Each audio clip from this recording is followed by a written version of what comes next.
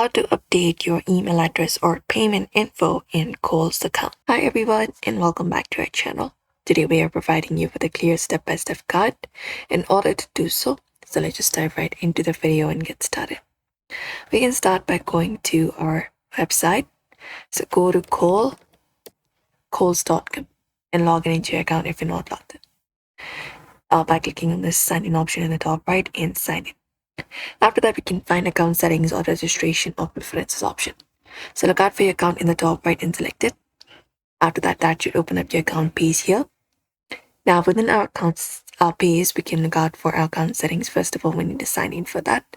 So enter your password and click on sign in option here. And from this page, look out for this option called account settings in the top left and click on it and open up your account settings dashboard. Once we have opened it up, we should be finding a personal information section and a section where we can update our email address. So for that, what we can do is, first of all, enter up your new email address. You can delete it and update a new email address. Once you have done, click on update. After that, you will need to provide in your password. So provide in your current password and you can click on update. And you can check your new email for the confirmation message and verify your email.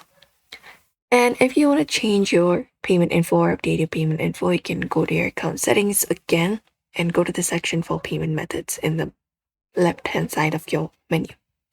After that, open up the payment methods section here and we have this option of add card. If you want to update it, you will be finding an option of update card or edit. You can click on that option and there you can add up an existing card. You can provide in your card number, name of the card and expiration and other necessary details and click on save card and you can enter your updated card details and make sure that your billing address matches your card details to avoid any kind of payment issues. And that's it. Your email is equal to your login and username. So then remember the new one. If you can't log in, you can use forgot password to reset access. And that is it, everybody. So we hope this video was helpful. Give this video a like and also subscribe for more tips and tutorials.